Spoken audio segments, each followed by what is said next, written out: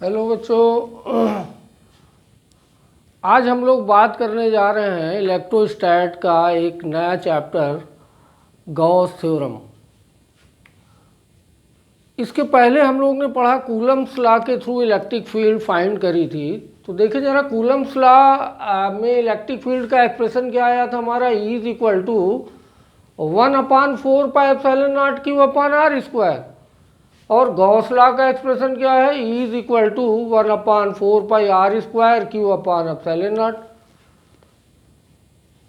ये दोनों तो एक ही नजर आ रहे हैं, फिर इन दोनों में डिफरेंस क्या है?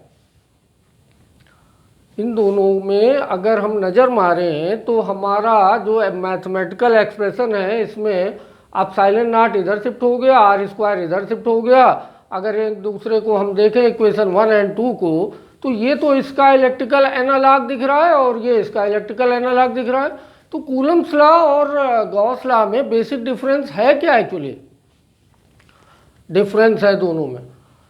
अगर हम कूलम्स लॉ की बात करते हैं, जो हम लोग ने अभी अप्लाई किया इलेक्ट्रिक फील्ड फाइंड करने के लिए, तो वो वहाँ पर एप्लीकेबल है जहाँ पर चार्ज क्वांटाइज फॉर्म में होगा, जहाँ पर चार्ज जो है पॉइंट चार्ज होगा, तो वहाँ पर हम कूलम्स लॉ अप्लाई करेंगे।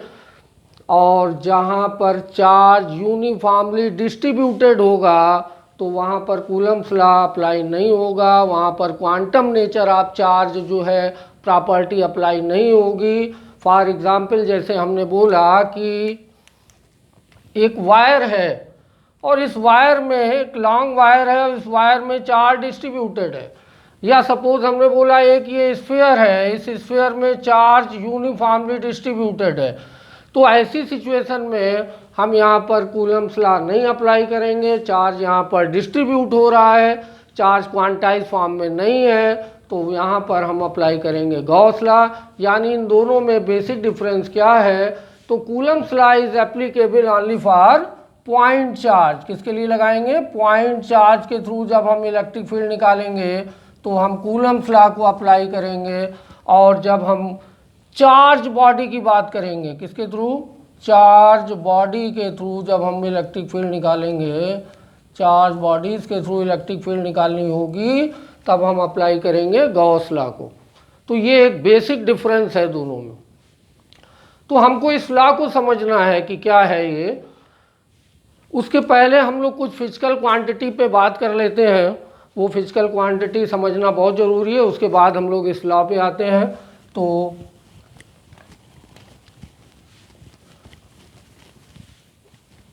सबसे पहले बात करते हैं एक बहुत बेसिक फिजिकल क्वांटिटी जो आपको मालूम है और शायद नहीं भी मालूम है। वो क्या है? एरिया। एरिया अगर फाइंड करना हो तो बहुत आसान है, ज्योमेट्री में हम लोग पढ़ चुके हैं, ट्रायंगल का एरिया कैसे निकालते हैं, रेक्टेंगल का कैसे निकालते हैं। तो एरिया जनरली निकालने के लिए हम लोग ने देखा है कि अगर हमें रेक्टेंगल का एरिया निकालना है तो लेंथ इनटू ब्रेथ कर देते हैं, और अगर हम पूछें तो वो बोलते हैं एरिया कैसी क्वांटिटी है? स्केलर क्वांटिटी, क्योंकि मैग्नीट्यूड में ही हम लोग बात करते हैं। लेकिन एरिया क्या है? वेक्टर क्वांटिटी है। एरिया कैसी क्वांटिटी है? वेक्टर क्वांटिटी है। अभी हम लोग बात कर लेते हैं इस पे, वे एरिया वेक्टर क्वांटिटी कैसे है। मेन चीज़ जो पॉइंट है पहले उसको इनकलकेट कर लीजिए। एरिया कैसी क्वांटिटी है? वेक्टर क्वांटिटी है। और एरिया जो है वो दो तरह से हम लोग डिफाइन करेंगे। एक एरिया होगा ओपन सरफेस और एक होगा एरिया क्लोज्ड सरफेस का। तो एरिया को हम लोग दो तरह से रिप्रेजेंट करेंगे। एक ओपन सरफेस में देखेंगे कैसा एरिया होगा और उसकी डायरेक्शन क्या होगी, कैसे फाइंड करेंगे, क्लोज सरफेस में कैसे फाइंड करेंगे। तो सबसे पहले बात कर लेते हैं हम लोग एरिया वेक्टर क्वांटिटी कैसे है। तो जल्दी से देख लेते हैं, हालांकि ये हमारा मैटर यहाँ पे नहीं है, लेकिन एरिया वेक्टर क्वांटिटी कैसे है। सपोज करिए कि एक हमने पैरेललोग्राम ड्रा कर लिया। ये हमारा एक पैरेललोग्राम है। सपोज कर लीजिए OAOMNP, एक ये पैरेललोग्राम है। सपोज करिए OM क्या है? ये जो डिस्टेंस है हमारी एक वेक्टर है, इसको हमने वेक्टर A से रिप्रेजेंट कर लिया। और OP एक वेक्टर है, इसको हमने वेक्टर B से रिप्रेजेंट कर लिया। और ये एंगल कितना है हमारा? थीटा है। मान लीजिए इसका मैग्नीट्यूड चलो सपोज कर ले रहे हैं ए है, इसका मैग्नीट्यूड कितना है बी है। तो अगर हम पूछें कि इसका एरिया क्या होगा तो आप इसको कैसे रिप्रेजेंट करेंगे, स्केलर फॉर्म में अगर हम पूछें तो एरिया को कैसे रिप्रेजेंट करेंगे, तो एरिया इक्वल टू क्या होता है लेंथ इंटू ब्रेथ। तो लेंथ कितनी है, ये हो गई ओ एम का जो मैग्नीट्यूड कितना है ए है, इंटू हमारी ब्रेथ कितनी होगी, तो ब्रेथ कितनी है हमारी ये साइड हो गई। इस साइड को हम कैसे फाइंड करेंगे, देखिए ये थीटा है, ये रिजल्ट हमारा बी है, तो ये हो जाएगा B sine theta, B sine theta.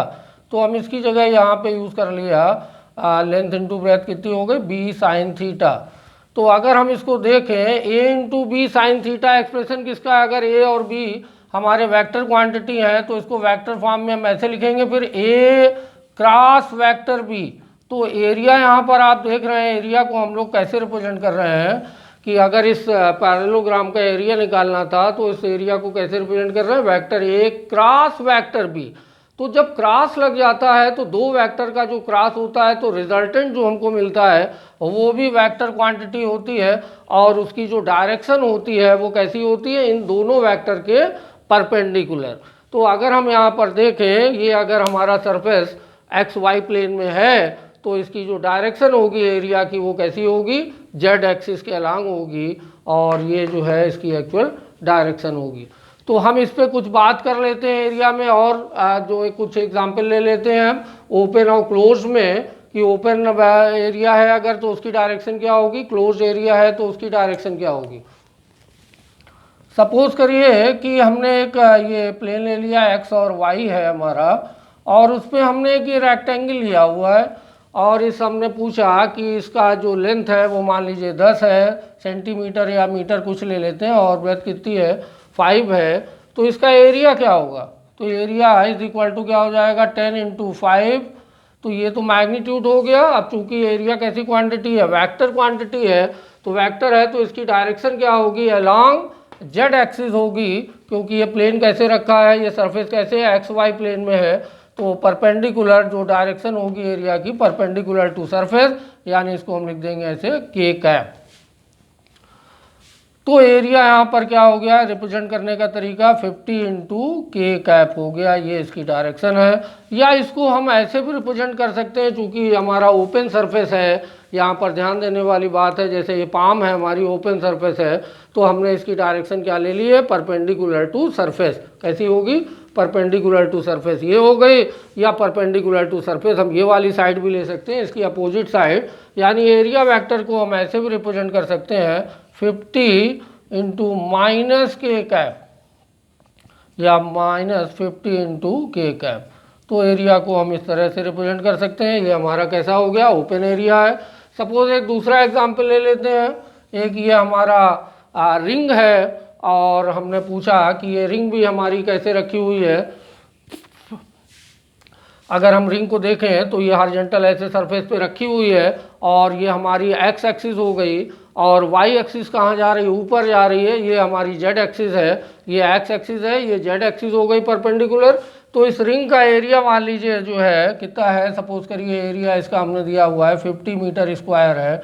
तो इसके एरिया को कैसे रिप्रेजेंट करेंगे, 50 इंटू यूनिट वेक्टर क्या होगा इसमें, देखिए अलोंग हमारा किधर जा रहा है, परपेंडिकुलर, जो यूनिट वेक्टर है किधर होगा, अलोंग वाई एक्सिस, तो अलोंग वाई एक्सिस होगा। तो इसको हम कैसे रिप्रेजेंट करेंगे, यूनिट वेक्टर जे कैप से। और एक आध एग्जाम्पल ले लेते हैं, जैसे इसमें ओपन सरफेस में मान लीजिए हमने आपसे पूछा कि एक डायग्राम ये ले लिया हमने एक्स वाई और ये जेड, 3D पिक्चर है एक्चुअली, और इसको हमने मान लीजिए पिक्चर ऐसे ड्रा कर दी। ये है प्लेन हमारा, इसका एरिया कितना है, सपोज करिए 10 मीटर स्क्वायर।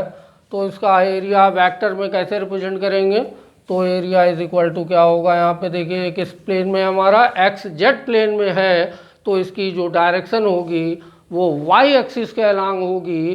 तो इसको हम कैसे लिखेंगे, एरिया वेक्टर को 10 इंटू यूनिट वेक्टर किधर जाएगा, वाई एक्सिस के अलांग जाएगा, चूंकि प्लेन किधर है, एक्स जेड एक्सिस में है, तो वाई एक्सिस के अलांग यूनिट वेक्टर क्या होगा हमारा, जे कैप हो जाएगा। या इसको हम ऐसे भी रिप्रेजेंट कर सकते हैं, vector A is equal to 10 into minus J cap. तो ये ले लीजिए चाहे ये ले लीजिए, कोई भी एक डायरेक्शन आपको सेलेक्ट कर लेनी है एक बार में एक क्वेश्चन में, ये नहीं कि बार बार चेंज कर लें उसी क्वेश्चन में, तो एक ही डायरेक्शन लेनी है आपको। तो ये जो हमारा सरफेस है कैसे हैं, सारे ओपन सरफेस हैं। तो ओपन सरफेस में खास बात क्या देखी हमने कि जो एरिया वेक्टर है, एरिया कैसा है, वेक्टर है, और उस वेक्टर की डायरेक्शन कैसी होगी, परपेंडिकुलर टू सरफेस होगी, आइदर दिस सरफेस और दिस सरफेस। अगर सरफेस हमारा क्लोज हो,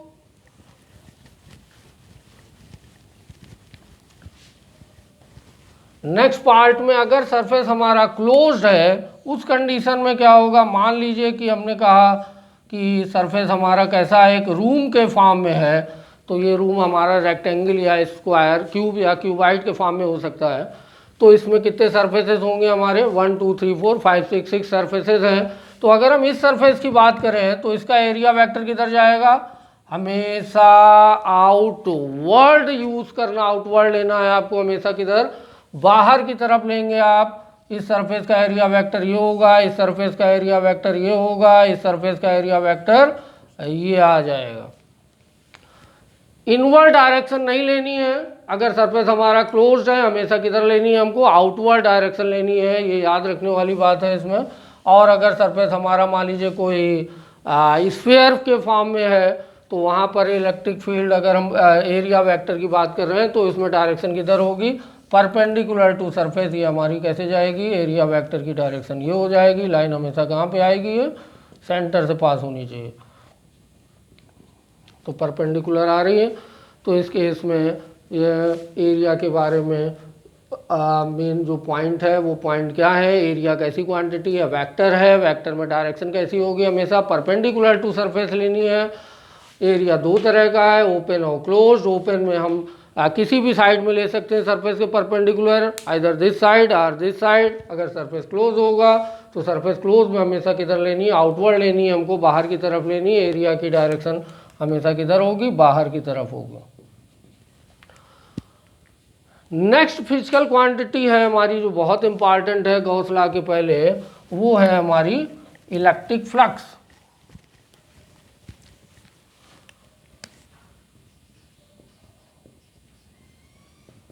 इलेक्ट्रिक फ्लक्स,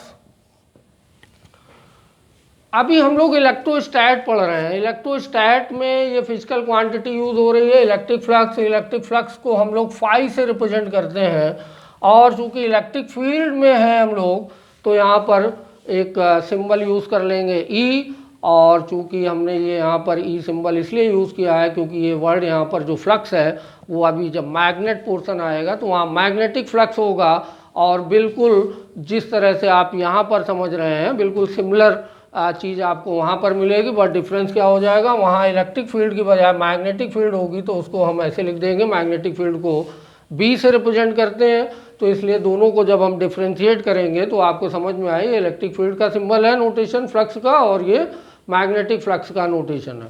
तो यहाँ पर इलेक्ट्रिक फील्ड फ्लक्स की बात कर रहे हैं तो इलेक्ट्रिक फ्लक्स को हम लोग फाई से रिप्रेजेंट करते हैं।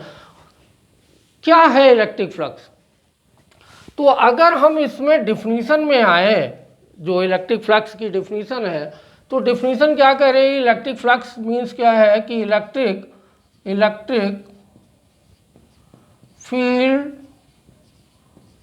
Field lines passing through any surface is called electric field. देखने में बड़ी आसान लग रही है कि इलेक्ट्रिक फील्ड लाइन किसी सरफेस से पास हो रही है तो उसको हम इलेक्ट्रिक फील्ड कह देंगे, लेकिन एक्चुअली ये फील्ड डेंसिटी की बात कर रहा है। तो इसको हम लोग ज़रा अच्छे से समझ लेते हैं कि इलेक्ट्रिक फ्लक्स है क्या।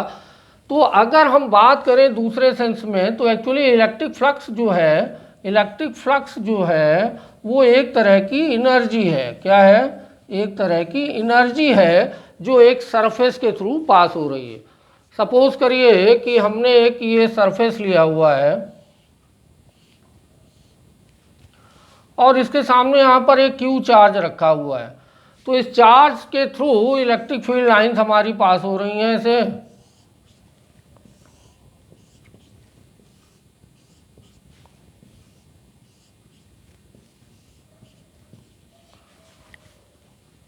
इस चार्ज के थ्रू हमारी इलेक्ट्रिक फील्ड पास हो रही है सरफेस से।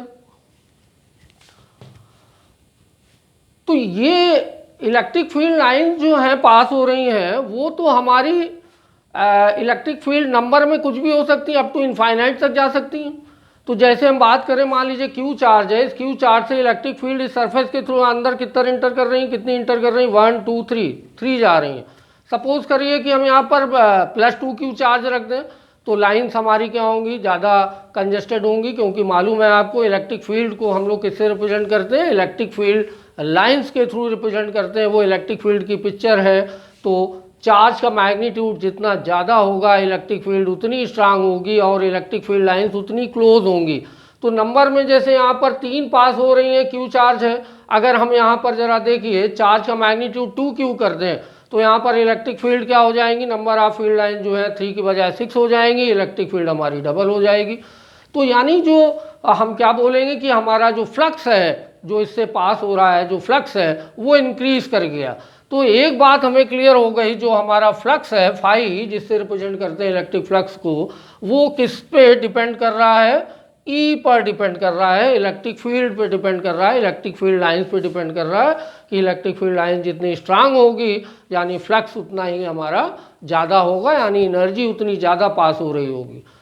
दूसरी बात देखिए, अभी अगर हम इसका एरिया कितना है, सपोज करिए ए है, अगर हम इस सरफेस का एरिया देख रहे हैं तो अभी 1 2 3 लाइन इंटर कर रही, ये वाली बाहर से जा रही। अगर हम किसी तरह इसका सरफेस एरिया बढ़ा दें तो ये वाली लाइन और ये वाली लाइन भी उसी से पास हो जाएंगी, यानी जो नंबर ऑफ लाइन्स है वो 3 की बजाय 5 हो जाएंगी। तो हम कह सकते हैं उस कंडीशन में भी फ्लक्स बढ़ जाएगा। यानी जो फ्लक्स है हमारा वो किस पे डिपेंड करता है, एरिया पे, एरिया के मैग्नीट्यूड पे डिपेंड कर रहा है। और नंबर 3 बात जो बहुत इम्पॉर्टेंट है, ज़रा प्रैक्टिकली और मैथमेटिकली यानी एक्सप्रेशन के थ्रू दोनों चीज़ें समझने वाली बात है कि अगर हमारा सरफेस जैसे कि ये ऐसे रखा हुआ है, ये सरफेस अगर ऐसे रखा हुआ है और इलेक्ट्रिक फील्ड लाइंस हमारी ऐसे पास हो रही हैं, तो हम आपसे पूछें कि इस कंडीशन में आप देखिए मैक्सिमम इलेक्ट्रिक फील्ड पास हो रही है। ऐसी कंडीशन में कितनी हो रही है, मैक्सिमम इलेक्ट्रिक फील्ड पास हो रही है, मैक्सिमम पास हो रही हैं। तो इस कंडीशन में अगर हम पूछें ई और ए के बीच का एंगल कितना है, तो आप देखिए इलेक्ट्रिक फील्ड लाइंस ये जा रही हैं और एरिया वेक्टर हमने ये लिया हुआ है, दोनों के बीच का एंगल कितना दिख रहा है, 0 दिख रहा है। और जब एंगल 0 है तो इलेक्ट्रिक फील्ड मैक्सिमम है, यानी ऐसी कंडीशन में यहाँ पर क्या होना चाहिए, साइन थीटा या कास थीटा में, तो हम कहेंगे यहाँ पर क्या होना चाहिए, कास थीटा होना चाहिए, क्योंकि थीटा जब हम 0 रखें तो फ्लक्स हमारा क्या हो जाए, मैक्सिमम हो। और आप देख रहे हैं कि अगर हम थीटा की वैल्यू 0 रख देंगे, कास 0 1 होगा, उस कंडीशन में फ्लक्स मैक्सिमम होगा, ई इंटू ए होगा। दूसरी कंडीशन पे आते हैं। देखिए इस कंडीशन फ्लक्स मैक्सिमम था, अगर हमने इसको क्या किया, ऐसे करके रोटेट कर दिया, इस कंडीशन पे आ गए, तो एरिया वेक्टर किधर चला गया हमारा, ये चला गया इस साइड, और इलेक्ट्रिक फील्ड लाइंस हमारी ऐसे जा रही थी, तो दोनों के बीच में एंगल कितना हो गया, 90 हो गया। तो अगर हम यहाँ पे 90 रखें तो यहाँ पे फ्लक्स कितना होगा, 0 हो जाएगा। और प्रैक्टिकली भी आप देख रहे हैं कि ऐसी कंडीशन में फ्लक्स हमारा इस सरफेस में इंटर नहीं करेगा, यानी प्रैक्टिकली और मैथमेटिकली जो एक्सप्रेशन आया हमारा वो मैच कर रहा है। तो कुल मिला के अगर हम बात करें तो जो फ्लक्स है वो 3 बातों पर डिपेंड कर रहा है, इलेक्ट्रिक फील्ड, एरिया और angle between E and A. Theta क्या है, ई और ए के बीच का एंगल है जो इन दोनों पे डिपेंड कर रहा है। अगर हम इसी पे एक आपसे छोटा सा क्वेश्चन पूछ लें कि बताओ, एक रिंग है और ये इसकी रेडियस है, मान लीजिए डायरेक्ट हम इसका एरिया दे देते हैं, और ये इलेक्ट्रिक फील्ड हमारी जा रही है, इसका मैग्नीट्यूड कितना है 10 न्यूटन पर कूलम, और एरिया कितना है इसका, मान लीजिए 5 मीटर स्क्वायर, और ये हमारी हॉरिजॉन्टल सर्कल एंगल कितना ड्रा कर रही है, 30 डिग्री।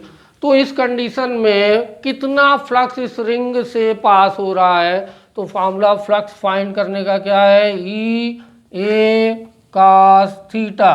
तो यहाँ पर क्या होगा, ई की वैल्यू कितनी है 10, एरिया कितना है हमारा 5 इंटू कास थीटा। थीटा की वैल्यू कितनी है?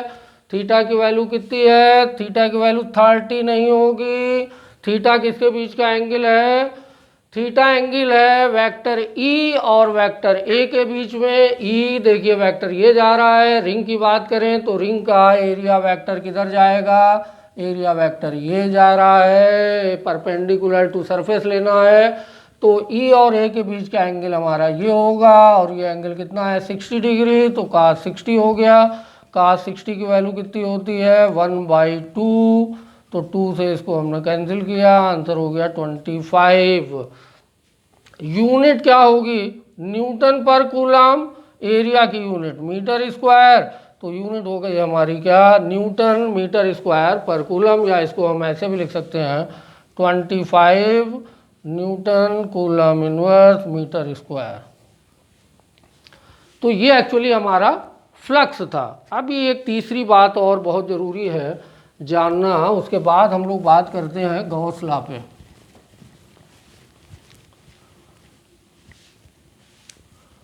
एक टर्म है यहाँ पे गॉसियन, ये एक्चुअली फिजिकल क्वांटिटी नहीं है।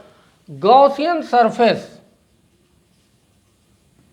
Gaussian surface. गॉसियन सरफेस क्या चीज़ है?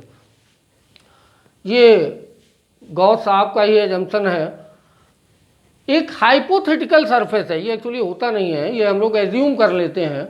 और इसकी खास बात क्या है गॉसियन सरफेस की, कि चार्ज बॉडी के थ्रू जब हम लोग जिस पॉइंट पे इलेक्ट्रिक फील्ड फाइंड करेंगे तो उसके चारों तरफ एक ऐसा सरफेस ड्रा करना है, हमको इमेजिन करना है, हाइपोथेटिकल सरफेस है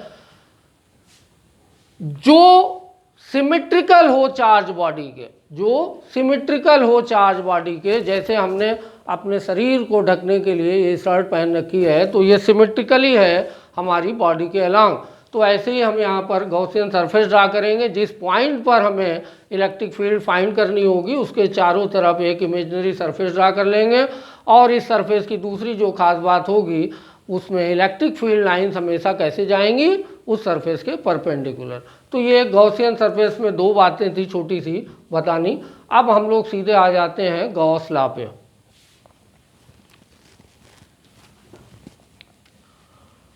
गॉस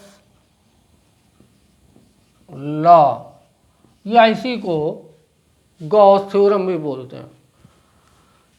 देखिए क्या कह रहा है। मान लीजिए कि एक पॉइंट चार्ज है सपोज करिए, और हमने कहा कि r डिस्टेंस पर इलेक्ट्रिक फील्ड बताओ यहाँ पर क्या होगी। या इसको हम ऐसे बात कर लें कि मान लीजिए एक चार्ज है और ये चार्ज जो है एक किसी क्लोज्ड सरफेस पे रखा हुआ है। कैसे रखा हुआ है? सरफेस हमारा कैसा है? क्लोज है। सरफेस कैसा है हमारा? क्लोज्ड सरफेस है, बंद है चारों तरफ से। सपोज करिए जैसे ये रूम है हमारा, इसके अंदर एक चार्ज को हम इनक्लोज कर दें और हम पूछें कि बताओ इससे कितना फ्लक्स पास हो रहा है, तो उस फ्लक्स को आप कैसे रिप्रेजेंट करेंगे? जरा एक बात और समझनी है कि हमने एक्सप्रेशन आपको दिया था कि जो फ्लक्स होता है उसको कैसे लिखा था? E into A into cos theta. E into A into cos theta. तो यहाँ पर हम जरा देखिए कि इस फ्लक्स को ऐसे लिख सकते हैं कि ई इंटू ए कास थीटा में ई कैसी क्वांटिटी है? वेक्टर है। ए कैसी क्वांटिटी है? वेक्टर है। और थीटा यहाँ पर जो टर्म है वो कैसा है? थीटा जो जो जो जो एंगल है हमारा ई और ए के बीच का एंगल है। तो इसको हम ऐसे भी लिख सकते हैं vector E dot vector A, यानी डॉट प्रोडक्ट दिख रहा है। यानी फ्लक्स कैसी क्वांटिटी है हमारी? फ्लक्स कैसी क्वांटिटी है? स्केलर क्वांटिटी है। तो यहाँ पर जब हम लोग फ्लक्स की बात करेंगे तो पूरे सेक्शन में एक साथ नहीं रिप्रेजेंट करेंगे। उसके लिए हम क्या करेंगे कि एक इसका एलिमेंट्री पार्ट ले लेंगे, इस पूरे एरिया का एक एलिमेंट्री पार्ट ले लेंगे। मान लीजिए वो कितना है हमारा? D A. तो इस डी ए का जो वेक्टर है वो किधर रिप्रेजेंट होगा? बाहर की तरफ। तो इसमें जो अगर हम फ्लक्स को रिप्रेजेंट करेंगे तो फ्लक्स हमारा क्या होगा? ई इंटू डी ए, ई इंटू डी ए वैक्टर ई डॉट डी ए, और इसको हम ऐसे इंटीग्रेट कर देंगे। यानी ये पूरे सरफेस के लिए हमारा रिप्रेजेंटेशन होगा। या इसको हम ऐसे लिखेंगे integral E D A cos theta.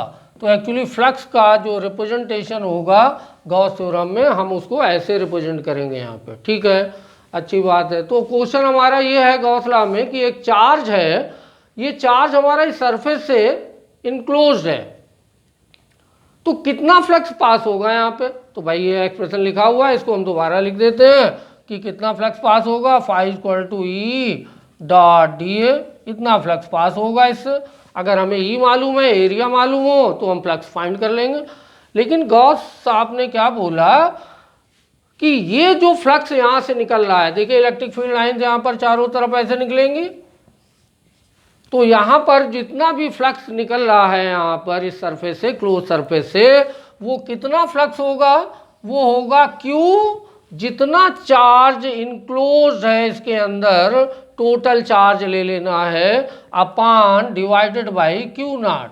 ये हमारा गॉस लॉ है कि जितना फ्लक्स किसी क्लोज्ड सरफेस से पास होगा वो किसके इक्वल होगा, 1/ε0 times the net charge enclosed by that surface. यानी जितना भी जो फ्लक्स होगा इसके अंदर निकलने वाला, वो टोटल चार्ज का जो इसके अंदर रखा हुआ है उसका 1/ε0 टाइम्स होगा। मान लीजिए हमने कहा कि इसके अंदर 2 कूलाम चार्ज रखा हुआ है प्लस का, और 1 कूलाम चार्ज बाहर रखा हुआ है, यहाँ पे हमने दिखा दिया, और हमने पूछा कि बताओ इससे कितना फ्लक्स पास हो रहा है, तो आपका आंसर क्या होगा, फाई इक्वल टू 2/ε0 की वैल्यू आप पुट कर लेंगे, ये आंसर होगा आपका।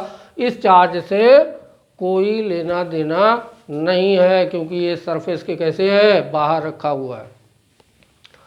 तो ये हमारी गॉस थ्योरम है, इसको हम यहाँ पे अब हम बात कर लेते हैं इसकी प्रूविंग की। तो प्रूविंग देख लेते हैं जल्दी से।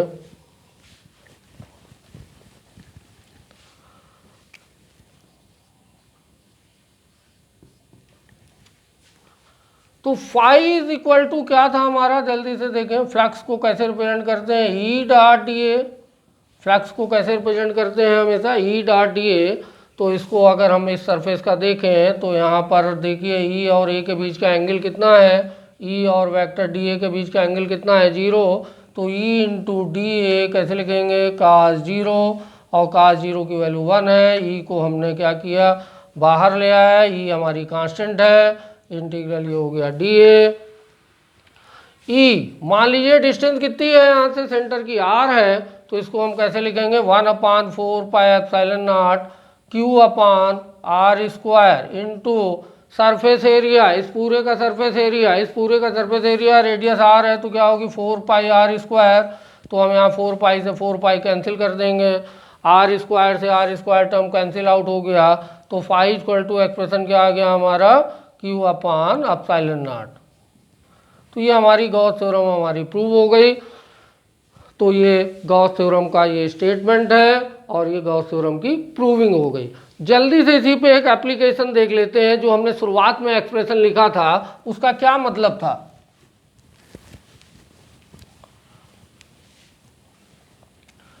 एप्लीकेशन देख लेते हैं इसी पे कि गॉस थ्योरम को कैसे अप्लाई करेंगे। मान लीजिए हमने कहा ये पॉइंट चार्ज की बात कर ले रहे हैं, हालांकि चार्ज बॉडी की हमें बात करनी, तो पॉइंट चार्ज है और हमने कहा कि आर डिस्टेंस पे इलेक्ट्रिक फील्ड फाइंड करिए। आप यहाँ पर फाइंड करनी है इलेक्ट्रिक फील्ड, ये पॉइंट पी है आर डिस्टेंस पे, तो आप कूलम्स लॉ लगा लेंगे। पॉइंट चार्ज है, कूलम्स लॉ लगा लेंगे आप, और इलेक्ट्रिक फील्ड का एक्सप्रेशन जैसे हमने लिखा था वही एक्सप्रेशन होगा। लेकिन अगर हम गॉस लॉ इसमें अप्लाई करें तो क्या होगा। हमने क्या बताया था अभी आपको कि जिस पॉइंट पे इलेक्ट्रिक फील्ड फाइंड करनी होगी वहाँ पर हम एक इमेजिनरी सरफेस ड्रा कर लेंगे, और सरफेस कैसा होगा, सिमेट्रिकल टू चार्ज बॉडी, यानी वो सरफेस कैसा हो गया हमारा, स्फेरिकल फॉर्म में होगा। ये ऐसे सरफेस, इसको हमने क्या किया, इससे हाइपोथेटिकल सरफेस एक इमेजिन कर लिया, उससे हमने क्लोज कर दिया, यही हमारा गॉसियन सरफेस है। अब हम क्या करेंगे, इसमें एक एलिमेंट्री सेक्शन ले लिया, इसका एरिया कितना है, सपोज डी है, और इलेक्ट्रिक फील्ड देखिए आप इधर किधर जाएगी, ई की वेक्टर किधर होगी, आउटवर्ड होगी। अगर हम यहाँ पे फाई इज इक्वल टू जो इलेक्ट्रिक फ्लक्स था हमारा, फ्लक्स कितना होगा, ई डॉट डी ए, और वो किसके इक्वल, चूंकि हम लोग अब एप्लीकेशन पढ़ रहे हैं गॉस थ्योरम की, तो गॉस थ्योरम क्या थी, क्यू अपान एप्सिलॉन नॉट, कि यही हमारा फ्लक्स था कि जो फ्लक्स है वो किसके इक्वल था, क्यू अपान एप्सिलॉन नॉट के। तो इसको हम कैसे लिखेंगे, ई इंटू डी ए का थीटा की वैल्यू कितनी है, 0 है, तो क्यू अपान एप्सिलॉन नॉट हो गया। ई कांस्टेंट हमको निकालनी, फाइंड करनी है, बाहर हो गया, integral D A equal to Q upon epsilon not.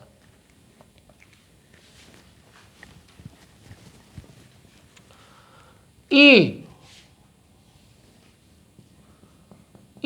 Into D A, integral D A, इसका सरफेस एरिया कितना होगा, 4 pi R square is equal to Q upon epsilon naught. तो यहाँ पर देखिए इलेक्ट्रिक फील्ड का एक्सप्रेशन क्या आ रहा है, 1 upon 4 pi R square into Q upon epsilon naught. यही एक्सप्रेशन हमने स्टार्टिंग पे लिखा था और आपको दिखाया था कि कूलम्स लॉ और गॉस लॉ दोनों इलेक्ट्रिकल एनालॉग हैं, एक दूसरे का ही रूप है। तो ये गॉस थ्योरम का जो स्टेटमेंट था, गॉस थ्योरम को हमने प्रूव करके दिखाया, गॉस थ्योरम की एक एप्लीकेशन दिखाई। अब मेन एप्लीकेशन जो है कि अगर कोई लाइन चार्ज है, चार्ज बॉडी है, चार्ज हमारा स्फेरिकल कोई बॉडी है उसमें डिस्ट्रीब्यूटेड है, कोई शेल है, कोई मेटल शीट है उसमें डिस्ट्रीब्यूटेड है, तो हम इलेक्ट्रिक फील्ड कैसे फाइंड करेंगे, ये नेक्स्ट वीडियो में हम देखेंगे।